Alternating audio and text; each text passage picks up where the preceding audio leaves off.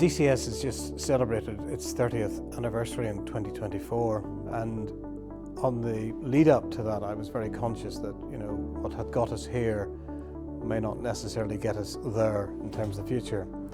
And we have some very ambitious growth plans between now and the end of this next decade, decade 4. But nobody gets terribly excited by budgets or targets or numbers. And so I was searching around trying to understand what do we need to have as a business that really creates a certain degree of inspiration and aspiration for people who work here. And so that led me on a journey of looking at the values that we currently had and the strategy that we had to win, and realizing that it probably was time to reframe some of those and create a set of values that were meaningful and memorable, but also which would provide, if you like, rocket fuel for us to achieve our objectives over the next decade. So as I began to look at the values and reframing those and thinking what really do we need for this next decade,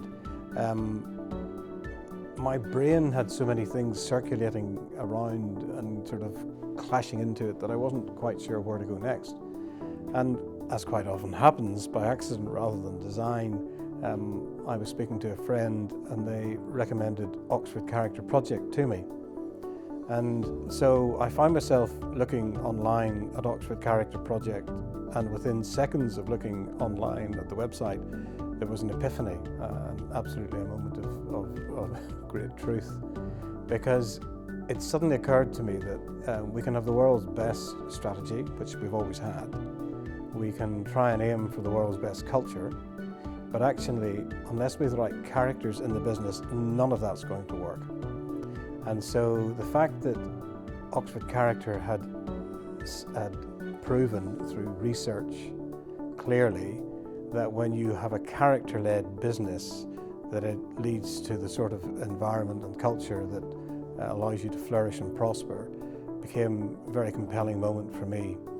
And looking at some of the research they'd done, where I think when they discovered that the top 10 features of leadership, and 70% of them were character-based, again, it was just a moment of dawning reality that we had some great people in the business, but we needed to call out this character aspect and make it much more front and centre.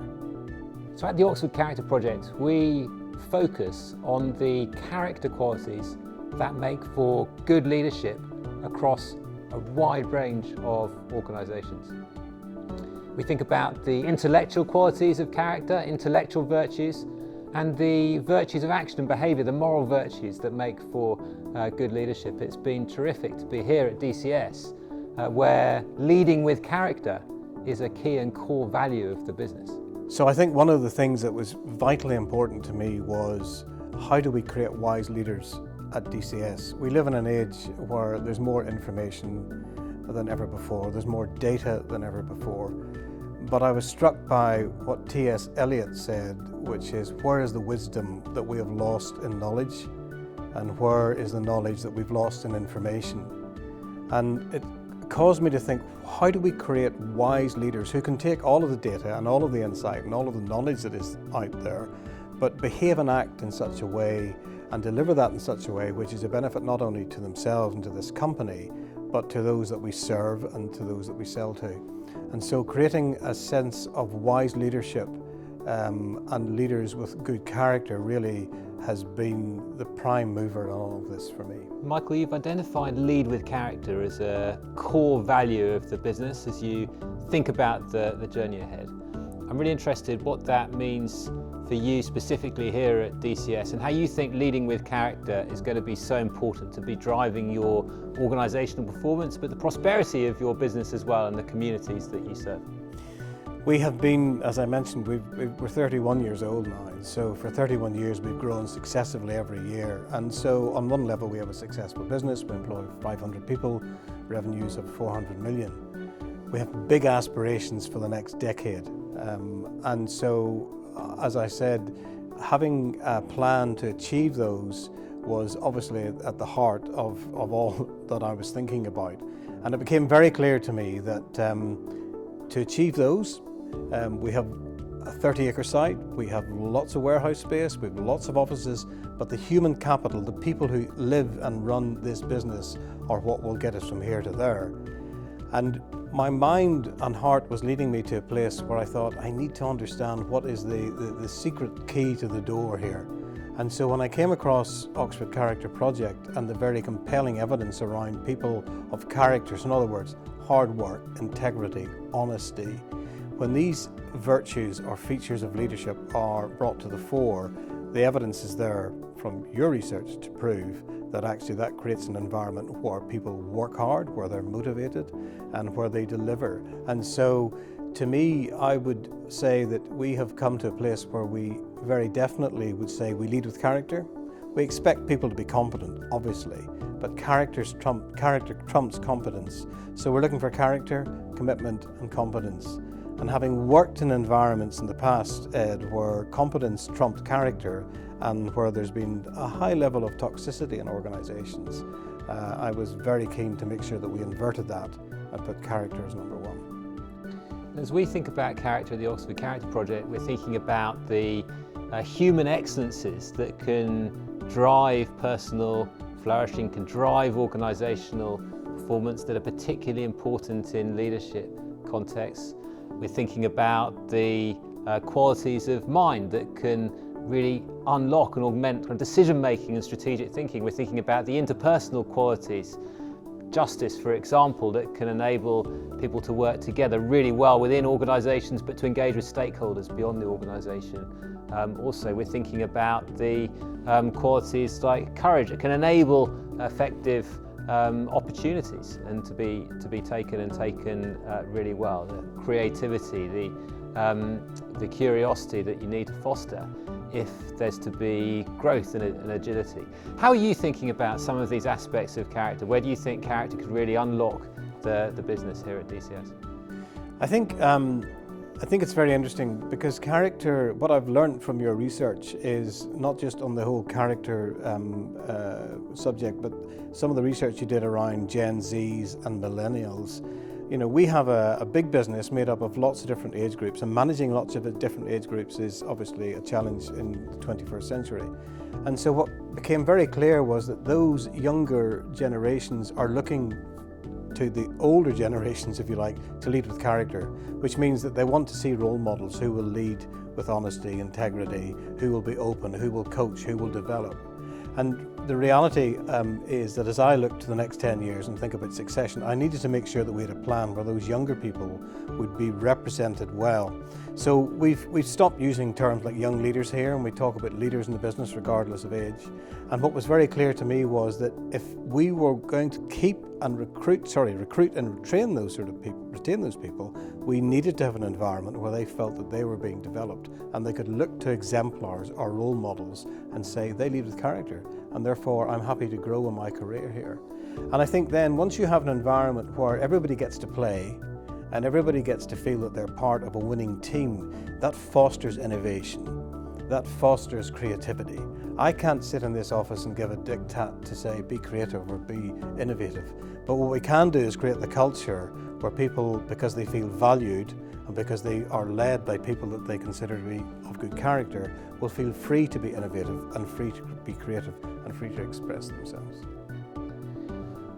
As part of that, how are you approaching these aspects we talked about of character development within the organisation? As you know, this has been a key part of our work, thinking about the strategies we can employ to develop character, whether that's habituation through practice, because character qualities are habits and dispositions developed by repeated action, or role models and exemplars, practices of reflection and so on. How do you approach in an organisational setting these aspects of character development? I think the first thing we've done, Ed, is to obviously reframe the values and make sure that the first value we have is that we lead with character. So setting the stall out very clearly to say that we are a character-led business and communicating that across the business is the first thing. The second thing then I think does come back to this point about exemplars and making sure that we're demonstrating that. So I cannot, and nor can any director or C-suite member, expect people to behave in a way that I'm not behaving. So although to some extent the values are top down in the sense that we have created them as a C-suite because they need to reflect the values of the business, which we understand as the C-suite, but actually they are top down and inside out. So we need to demonstrate those, and we need to also celebrate those in the team who are demonstrating those character features. And then beyond that, I think some of the stuff that we're embarking on, the very fact that you're here today, is having our leadership team listening to the research that you guys have been doing. And for those who are listening in, it was a tremendous session, engendered a lot of interest and questions from our leadership team. So there's definitely an appetite here. Out of that session today, I think there's a number of actions that will take place to ensure that we are embedding these across the business, and that where necessary there'll be coaching and training. But fundamentally, we launch these values to the wider business in the next week or so. Beyond that, we need to live and breathe and show these in action day in and day out, and ideally get to a point where people feel comfortable, in the best sense of the word, challenging each other in a very natural way to say, was that a good example of leading with character? So at the Oxford Character Project, we work on the conceptual aspects of what character is, the developmental aspects of how character can be developed. But in all our research, we're working together with organisations and trying to develop insight which is implementable. And that's why it's been such a pleasure to be here today at DCS, where you're on this journey to lead with character across the organisation as a really core value of what you're doing. And terrific to be able to engage with the group here and the company here and your colleagues, Michael, to talk about, hear about, think about what that could mean for you. Well, equally important and really quite a thrill for us to have you here today, because the research that you've done, as I've already mentioned, is so clear and compelling. But I think to have you interacting with our team of about 20 of our senior leaders here today has been invaluable.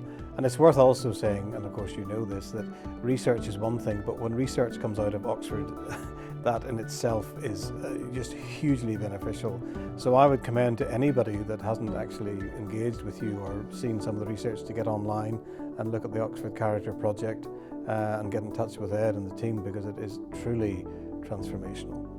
So our vision as we look forward to the next 10 years is to build out our research, to develop new and deeper insights into what it means to lead with character across a wide range of sectors in politics, business, sport and higher education, developing resources, training programs and resources for leaders and leadership development across sectors and around the world, developing insights, research-based insights, which can be directly applied into organisations as well.